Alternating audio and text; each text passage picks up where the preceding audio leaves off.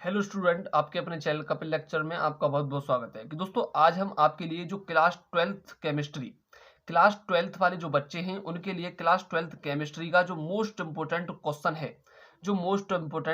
है, जो 3 नंबर या फिर दोस्तों 3 नंबर या फिर 5 नंबर में दोस्तों पूछा जाता है। और कहाँ पर? बोर्ड एग्जाम में। ठीक है, बोर्ड एग्जाम में 5 या 3 नंबर का पूछा जाता है, इस बात का ध्यान रखना है, जो कि मोस्ट इंपोर्टेंट टॉपिक है और आपने पढ़ भी लिया होगा थंबनेल पर। जो है दोस्तों राउल्ट का नियम। क्या है? राउल्ट का नियम। और आपको पता होगा कि जो राउल्ट का नियम है दोस्तों मोस्ट इंपोर्टेंट की श्रेणी में माना जाता है। कहां पर दोस्तों? मोस्ट इंपोर्टेंट की श्रेणी में माना जाता है। ठीक है, मोस्ट इंपोर्टेंट। ठीक है दोस्तों, 3 या 5 नंबर पूछा जाता है, ये पता होगा आपके लिए। लेकिन जो दोस्तों लिखने का तरीका और दोस्तों जो कितना लिखा जाना है वो दोस्तों हम इस वीडियो के माध्यम से समझेंगे अच्छी तरीके से। और दोस्तों आपको पता होगा कि इस चैनल पर क्लास 10th और 12th के मोस्ट इंपोर्टेंट क्वेश्चनों की तैयारी कराई जाती है। और बोर्ड एग्जाम 24 की जो तैयारी है दोस्तों, इस चैनल पर सभी मोस्ट इंपोर्टेंट क्वेश्चनों की तैयारी आपको बिल्कुल फ्री में मिलेगी। ठीक है, और जो कमेंट करेंगे जिस टॉपिक पर टॉपिक चाहिए, जिस टॉपिक पर दोस्तों मोस्ट इंपोर्टेंट क्वेश्चन चाहिए, जिस चैप्टर के चाहिए, आप कमेंट कर सकते हैं, तुरंत मिलेंगे आपके। ठीक है, उसके अब चलते हैं क्वेश्चन अपने टॉपिक पर। चलते हैं कि जो राउल्ट का नियम क्या होता है दोस्तों। मैंने इस वीडियो के माध्यम से मैंने दोस्तों राउल्ट का नियम जो होता है इनकी छोटे छोटे पॉइंट भी लिखे हैं, जिससे कि समझने में आसानी रहे। और दोस्तों वहां पर जो बोर्ड एग्जाम में दोस्तों कुछ बच्चे होते हैं कि दोस्तों आधा अधूरा लिख करके आते हैं, तो दोस्तों ये ना समझें कि पूरे ही नंबर मिल सकते हैं। ठीक है, आप अगर अच्छी तरीके से पॉइंट बाई पॉइंट लिखेंगे और दोस्तों अच्छी तरीके से लिखेंगे, ठीक है, पूरा लिखेंगे, दोस्तों आपको मार्क्स बिल्कुल नहीं कटेंगे आपके। ठीक है, तो देखिए राउल्ट का नियम क्या होता है। सबसे पहली अगर मैं बात करूं कि शॉर्ट बना करके और अच्छा लिख करके आएंगे आप। ठीक है, चाहे भले ही दोस्तों शॉर्ट हो, लेकिन आपको समझ में आना चाहिए और दोस्तों जो पूछा है वही होना चाहिए। ठीक है, इस बात का ध्यान रखेंगे बिल्कुल भी।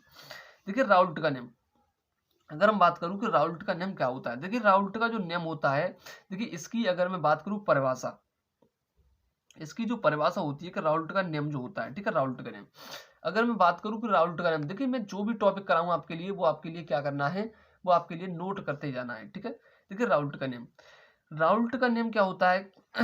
लॉ ऑफ राउट, राउट जो होता है, बाष्पदाब का आपेक्षिक अपनमन विलयन में विलय के मूल प्रभाज के बराबर होता है। ठीक है, ये छोटा सा दोस्तों आपकी छोटी सी डेफिनेशन है, याद करने में ज्यादा कोई कठिनाई नहीं है। कि बाष्पदाब, जो बाष्पदाब का आपेक्षिक अवनमन, ठीक है, वाष्प दाब का आपेक्षिक अवनमन विलय में विलय के मूल प्रभाज के बराबर होता है। देखिए मूल प्रभाज जो टॉपिक होता है आपका, ये मैंने अच्छी तरीके से समझाया है दोस्तों। मैंने इसकी बिल्कुल अलग से वीडियो बना करके डाली है। मैंने मूल प्रभाज की मूलरता क्या होती है, मूललता क्या होती है, मूल प्रभाज क्या होते हैं, ठीक है, मैंने अलग से वीडियो बना करके डाली है। इनको जा करके समझेंगे, क्योंकि ये जो चैप्टर होते हैं वो कनेक्ट होते हैं एक दूसरे से। ठीक है, इस बात का ध्यान रखेंगे, और टॉपिक भी आपके कनेक्ट होते हैं। ठीक है, तो मूल प्रवाज मैंने अच्छी तरीके से समझा दिया है। ठीक है, और मूललता मूलरता उनकी वीडियो जाकर के देख सकते हैं। ठीक है, अलग अलग वीडियो बनाई है। ठीक है, तो हम समझेंगे दोस्तों राउल्ट का नियम, वाष्पदाब का आपेक्षिक अवनमन विलयन में विलय के मूल प्रवाज के बराबर होता है। ठीक है, अब दोस्तों इसमें सबसे बड़ी अगर मैं बात करूं कि यहां पर आ जाते हैं, देखिए पी नोट, ठीक है, P note minus P S upon P note, ठीक है, बराबर होता है जो आपकी स्मॉल एम होती है। अब छोटी एम बट्टे छोटी छोटी एन बट्टे छोटी एन प्लस बड़ी एन। ठीक है, छोटी एन प्लस बड़ी एन होता है। छोटी एन के अपॉन में क्या होता है, छोटी एन प्लस बड़ी एन। ठीक है, इस बात का ध्यान रखना है।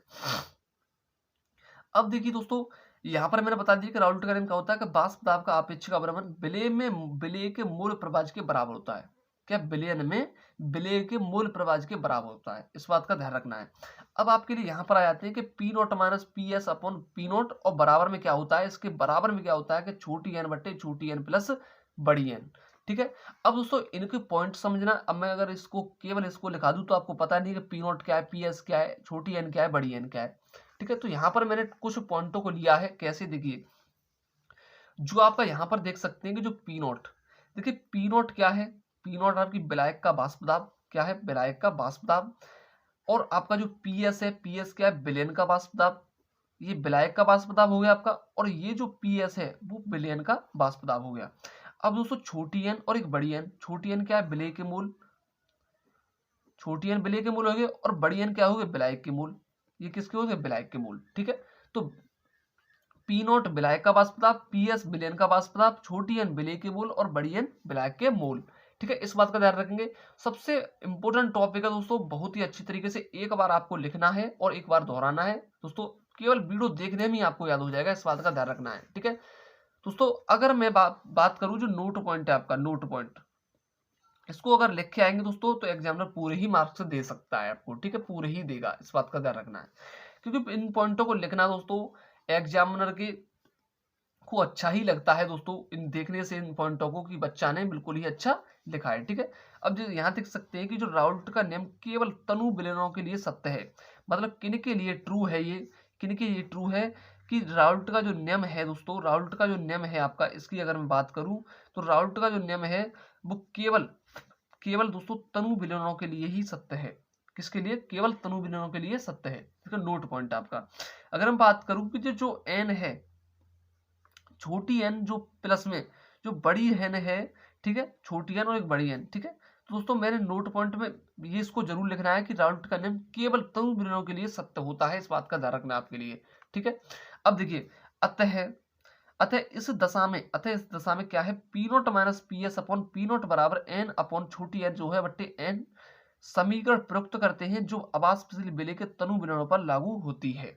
मतलब जो अतः इस दशा में जो क्या है, अब ये दशा हो जाएगी कि P naught upon P S upon P note बराबर जो छोटी एन बट्टे बड़ी एन है, तो ये जो समीकरण होगा ना दोस्तों, ये जो समीकरण प्रयुक्त करते हैं दोस्तों, ये क्या होगा कि अवाष्पशील विलेय के तनु विलयनों पर लागू होगा। कहां पर? जो अवाष्पशील विलेय के, जो अवाष्पशील दोस्तों विलेय है, जो अवाष्पशील विलेय है उनके तनु विलयनों पर लागू होता है। इस बात का आपको ध्यान रखना है दोस्तों। मुझे लगता है कि ये जो आपको जो वीडियो है दोस्तों और ये जो टॉपिक है बहुत ही कम समय में और अच्छे मार्क्स लाने के लिए बहुत ही अच्छा समझ में आया होगा दोस्तों। वीडियो अच्छी लगी हो तो लाइक करें, चैनल को सब्सक्राइब करें दोस्तों। ठीक है, मिलते हैं अगली वीडियो में।